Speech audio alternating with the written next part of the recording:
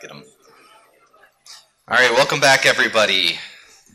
Hope everyone got their fill, got a nice warm cup of coffee or tea to get us through the afternoon. We have one more topic to tackle today, and we're building on our conversation from this morning, where we largely were talking about those symptoms and other health effects of Alport syndrome that impact your daily life and what that really looks and feels like. This afternoon, as we go into topic 2, we're going to explore current challenges to treating Alport syndrome. We're going to do this in 2 ways. First, we want to get a good understanding of what you are currently doing to help treat your condition or the symptoms of the condition. And when we say what you're currently doing or what your current treatments are, we mean that in a very broad sense. So not only what are the medicines, prescription medicines or OTC medicines that you're using, what are the medical devices? We've heard a lot about hearing aids, but other medical devices that you might use, but also other strategies that you might employ in daily life, lifestyle modification, diet, exercise, really anything that you might do to try to help manage living with Alport syndrome. As we explore these different approaches to treatment, we're going to be interested in wanting to know, how your treatment regimen has changed over time. Certainly, we heard about how symptoms and the disease itself progresses over time, and we also even heard kind of a little bit of foreshadowing. How there's a huge shift in treatment at the point of a kidney transplant. And so we want to hear about how your treatment regimen has changed over time, and we also want to get your assessment of how well current treatments are working. There might be things that are working great. There might have been things that you tried that didn't help at all. How effective are the different strategies that you use, and also what are the downsides of those different strategies? There might be side effects, or there might be a large time burden associated with a particular type of treatment. We heard a little bit about those types of things this morning. We want to hear a lot more this afternoon. After we've kind of done this assessment of your current treatment regimen, we're going to shift gears and look to the future, and we're going to ask you, basically, short of a cure for Alport syndrome, what specifically would you like to see in an ideal treatment for Alport syndrome? So to get us kicked off on this topic, we have another great panel lined up. We have Grant, John, Larry, Drew, and Jessica. So I'll hand it over to Grant to get us started.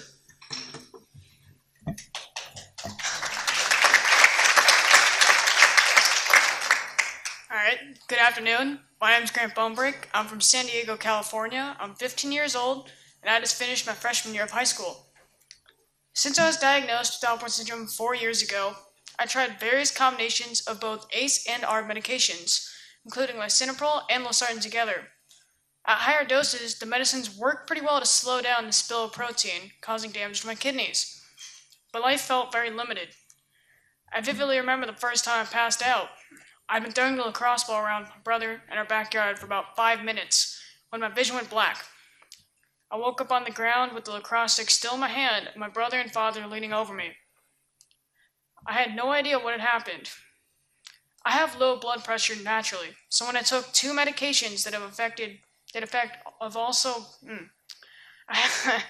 I have low blood pressure naturally, so when I took 2 medications that have the effect of also lowering blood pressure, mine got to be dangerously low, causing me to faint when I exercised or got my heart rate up too quickly. For 3 years, I got good at anticipating the warning signs and would get myself to a safe place to pass out. Through years of testing different combinations of medicines, I had to give up organized sports. I changed my daily activities, my social relationships, and how I saw myself. I was tired all the time.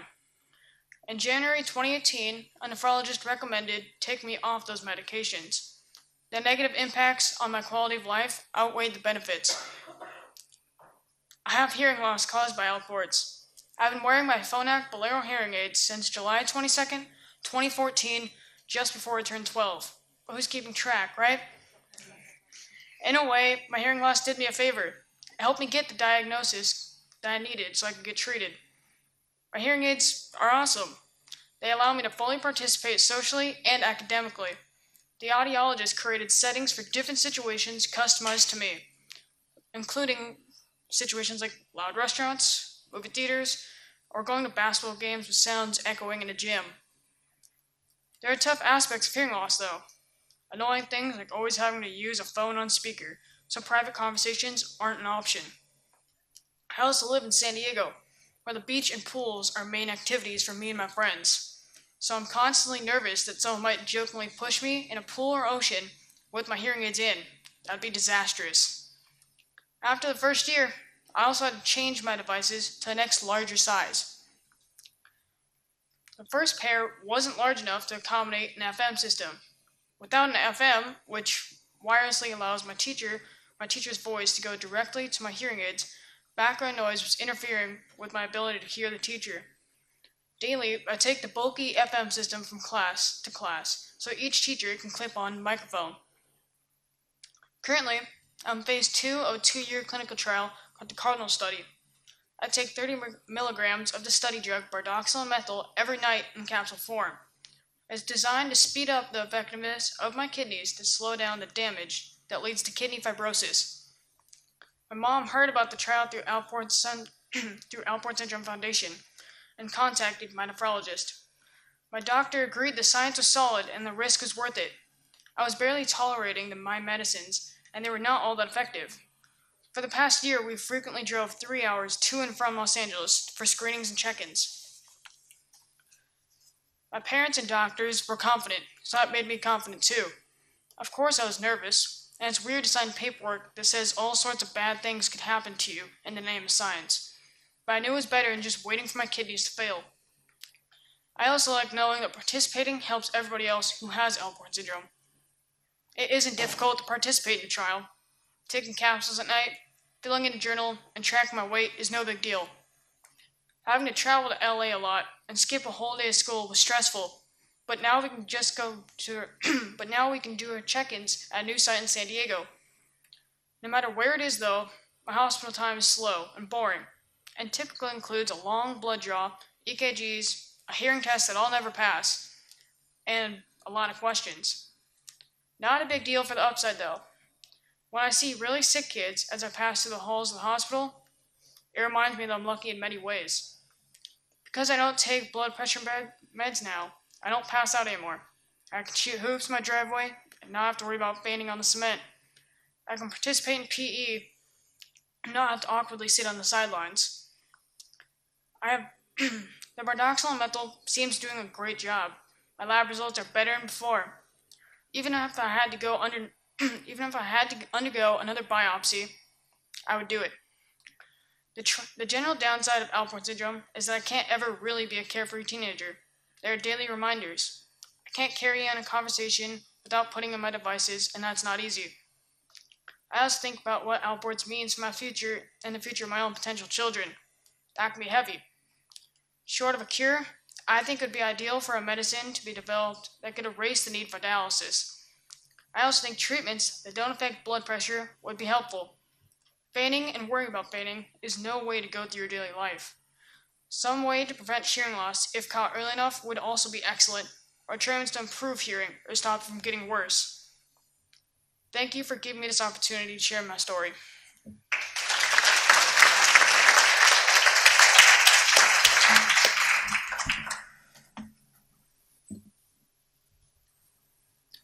My name is Shawn Mendes. I'm 17 years old and beginning my senior year of high school at Shawn Mendes College Prep.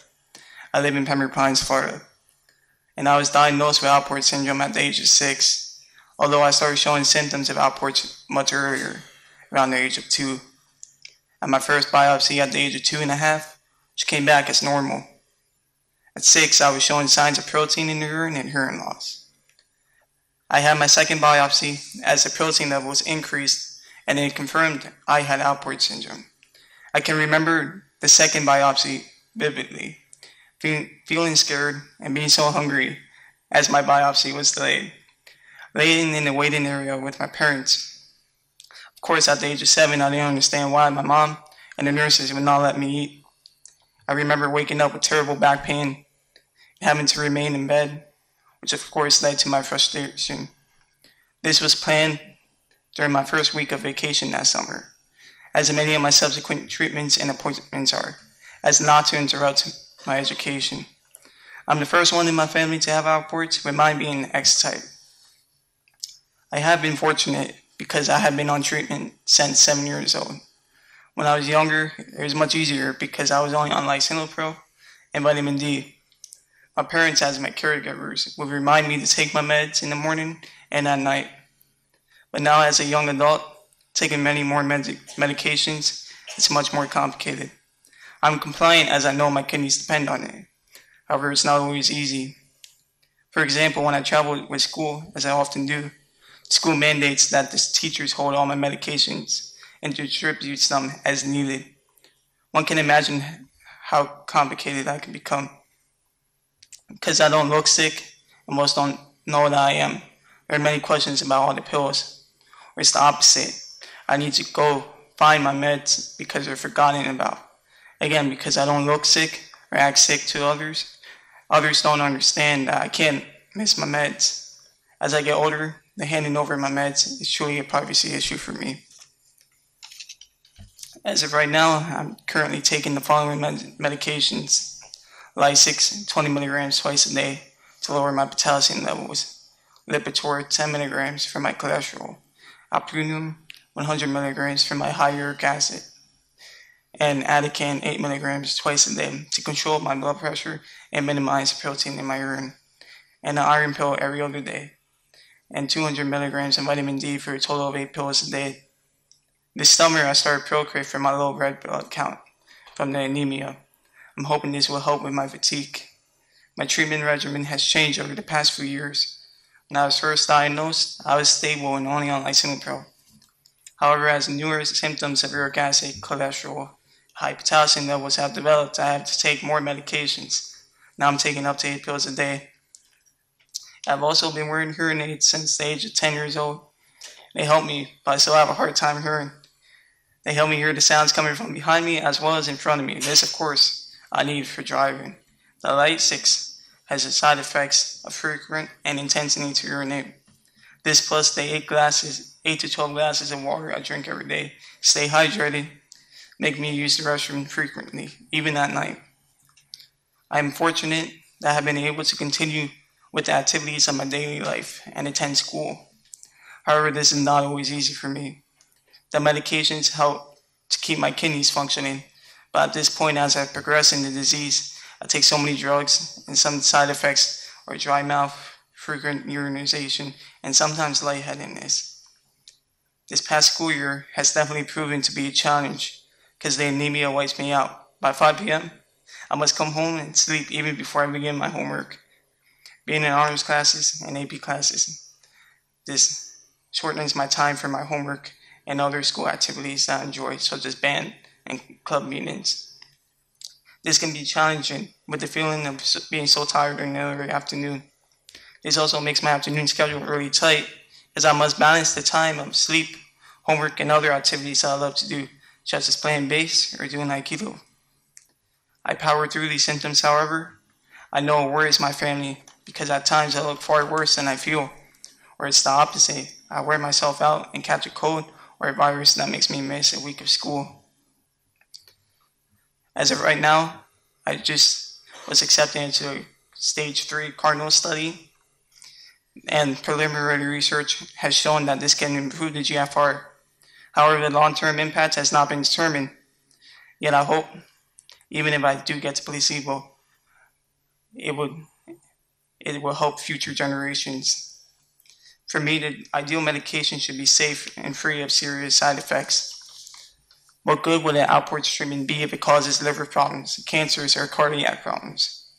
For example, when a nurse came to me about 2 weeks ago for my first Procrit injection, she told me and my parents, if you feel sick, call 911. This, of course, is kind of scary.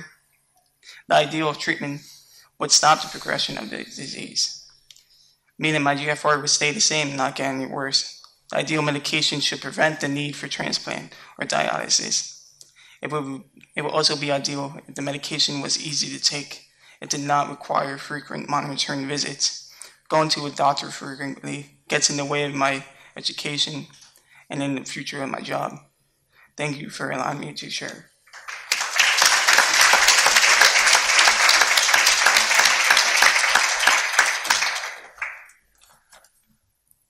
Hello, my name is Larry Hashman. I am 48 years old. I live in Mount Vernon, Ohio, with my wife of 26 years and our two beautiful daughters, 23 and 19. Our oldest daughter is expecting our first granddaughter. I am a patient and I have X-linked Alport syndrome. As an adult, I had physicals every 2 years for work, had blood pressure drawn, and had no issues other than high cholesterol. It wasn't until my family doctor retired and all the office policies changed that I switched to my current nurse practitioner. In 2014, my first visit with her, she informed me that I was in kidney failure and that I needed to see a nephrologist immediately. I was shocked. I had no symptoms. I truly had no idea. I work at UPS. I've been there for 29 years, which keeps me very active. I walk approximately 7 to 10 miles a day on the job. I've run 2 half marathons, and I love boating with my family. I called Dr. Hebert's office at OSU immediately. He was my nephrologist from when I was a child and had blood and protein in my urine.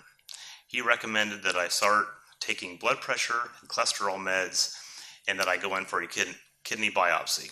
I did go ahead and have the biopsy procedure done and was diagnosed with Alport syndrome.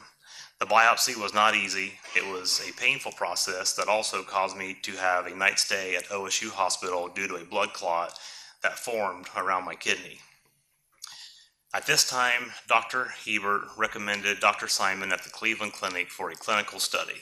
I decided to try to get in the Athena study because at that time I was scared for the life that I had and was willing to do whatever it took to save my kidneys and save my way of life. And if this study could help me achieve that, it would be worth it. I was able to get into the study, and this is when I found out just how bad my kidneys were. My first blood test for my GFR was, I believe, around 30%. I was in total disbelief because I still had absolutely no symptoms.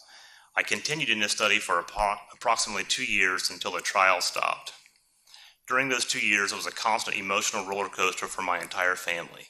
It was a constant worry about what my kidney function would be and if it would be time for a kidney transplant. It was stressful having to worry about taking time off work to get to the Cleveland Clinic. It would always be a whole day off work, as it takes 2 hours one way for me to get to Cleveland. And working at UPS, I do not have sick time that I get paid for. I would have to take a vacation day or a day off without pay. I recently tried to participate in another clinical study, the Cardinal study. Again, I am willing to put myself through this in hopes of receiving the drug that could possibly increase my kidney function by 10%.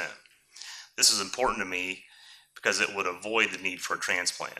I realize that I may or may not have gotten the drug, but was willing to disrupt my life and participate in hopes of getting lucky enough to get the drug and not the placebo. Unfortunately, my kidney function had dropped from 30% to 23%, and I was not eligible for the study. This was related to an accident I had at work earlier in the month. The emergency room doctor prescribed me NSAIDs for the pain that I took them, not realizing they could have a bad effect on my kidneys. I am in hopes my function will recover. I still feel like I do not have many symptoms of low functioning kidneys other than that of fatigue. I do have fatigue that I noticed I didn't have 3 years ago. I would have to say the most challenging part of Alport's is the mental stress of learning about this disease and realizing I am more than likely going to have a transplant someday. This is a worry financially and physically. My goal will be to stay at 30% function and never have to have a transplant. I do not think that I have ever had something disrupt my life in such a negative way. I have never been a worrier or had trouble sleeping, but now I do worry constantly and have sleepless nights worrying about how I will ask someone for a kidney. I also worry about if I am lucky enough to find a donor, how long will this kidney last and will I have to go through this again? So to me, current challenges to treating Alport syndrome is that transplant should not be a treatment. I really don't want to have a transplant. I don't want to have to put my body through this mentally or physically, or my family through this, or the person who is donating the kidney for me. It's a shame there's not more being done to create a treatment to help maintain kidney function or people like me who could possibly live the rest of their lives at 30% kidney function. I truly hope and pray that you can find and approve a drug or treatment for people like us with this disease, for the people after us that carry this disease. I will do whatever I have to, just like my grandmother, Twyla Arnold. She bothered so many people over 92 years searching for answers she could get to help her family fight this disease that has haunted our family for many generations. Thank you.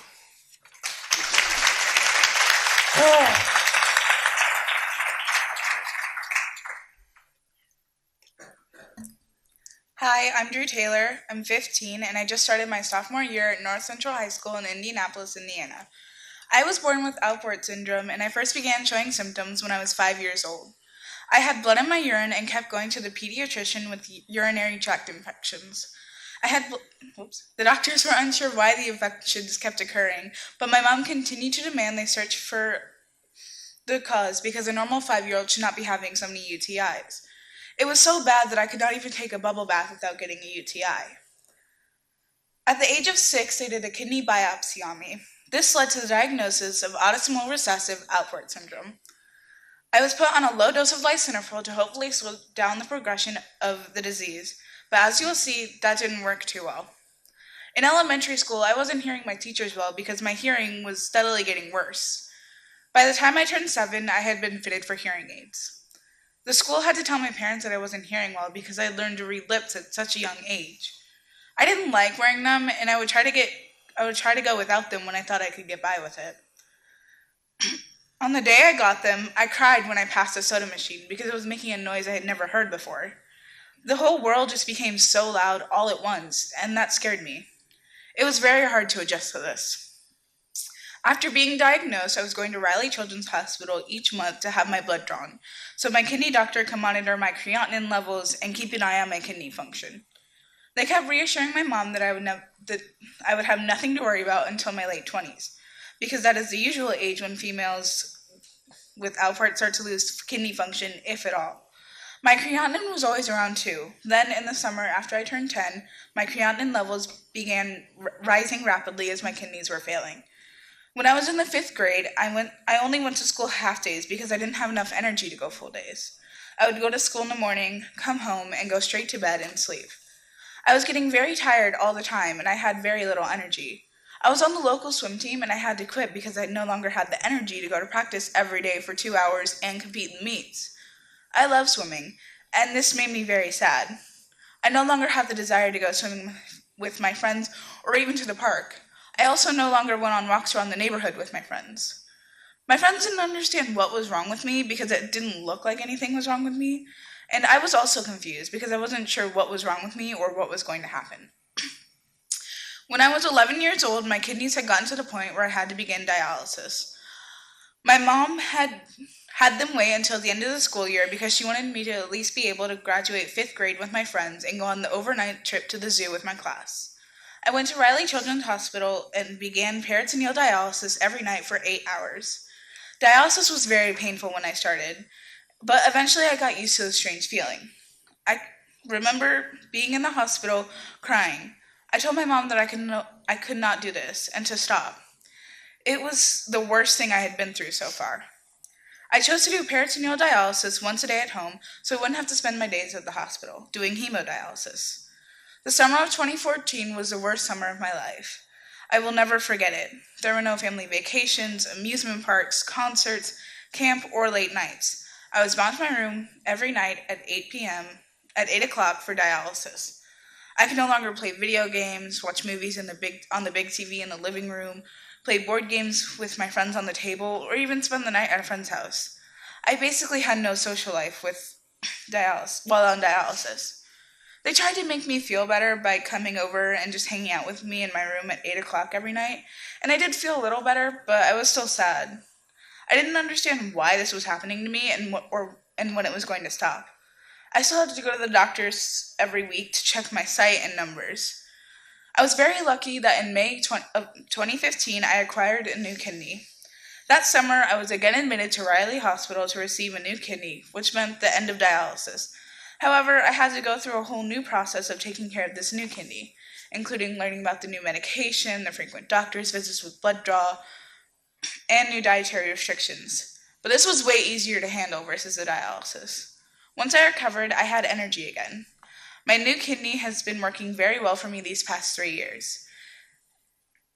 And every day I take 4 different types of pills at 8 a.m. and 8 p.m. to make sure my body won't reject my new kidney.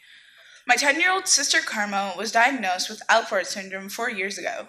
She wears hearing aids, but so far her kidneys are still doing well. She is also taking lisinopril, the same as I did. I would love for her to have a medicine to take that could prevent her from going through all the things I had to deal with through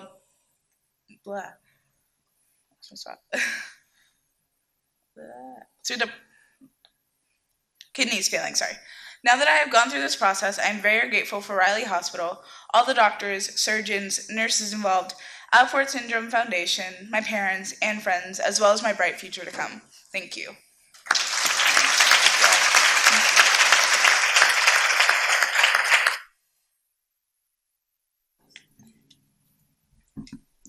Good afternoon.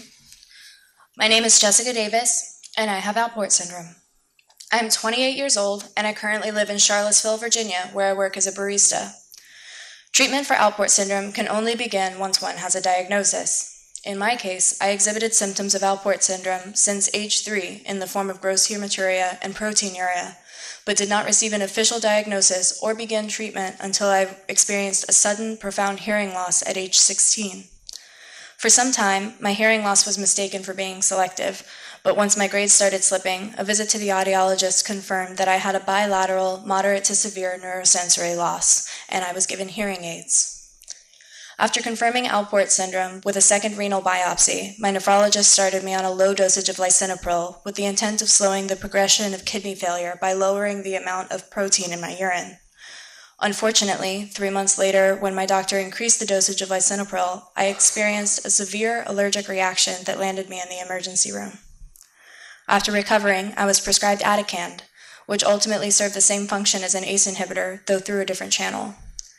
I took Atacand for the better part of 10 years until my potassium levels were high enough that my nephrologist decided it would do more harm than good. I was in stage 4 of chronic kidney disease, and slowing the progression no longer seemed viable. Currently, my medications mostly address the physical symptoms of kidney failure. These include sodium bicarbonate, which is ultimately intended to slow the rising creatinine as my kidneys continue to lose function. I am also taking calcitriol and vitamin D2, which respectively provide me with an active and metabolized vitamin D in order to compensate for my gross deficiency. Finally, I have a prescription for pravastatin sodium, which is intended to slow the rate of decline in kidney function by reducing serum cholesterol and proteinuria. I cannot confidently attest to the efficacy of any of these treatments because I have no baseline to compare them to.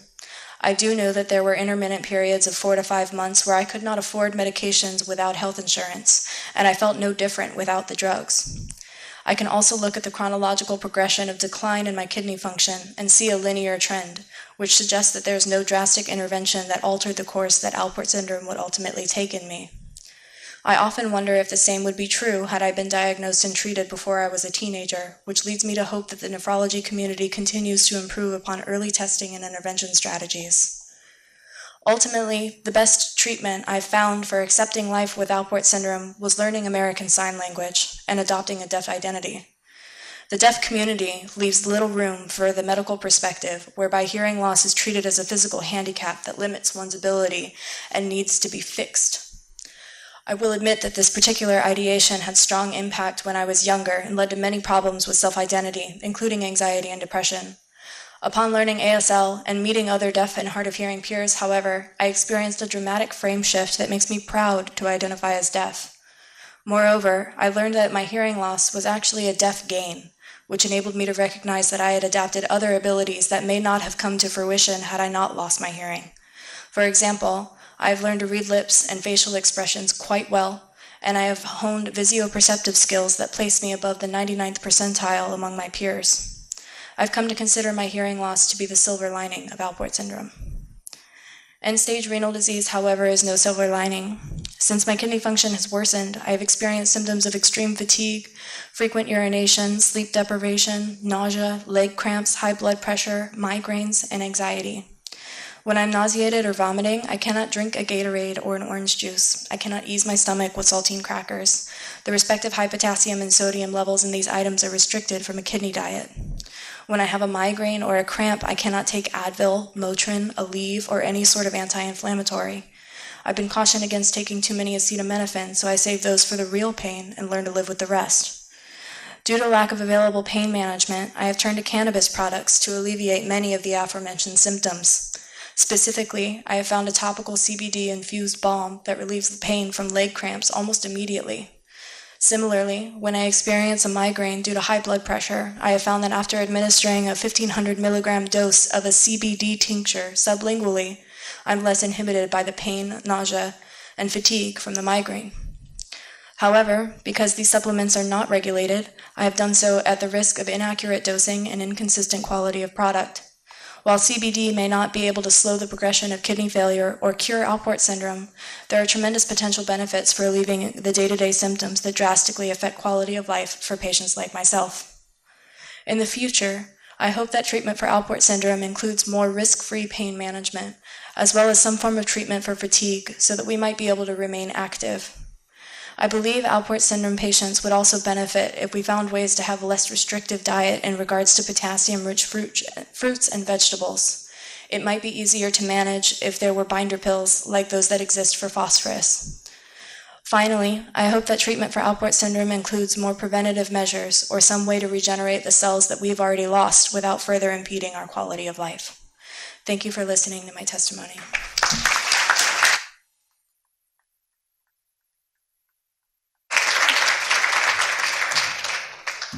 And let's also give panel 2 a round of applause for sharing their stories. You guys did a great job.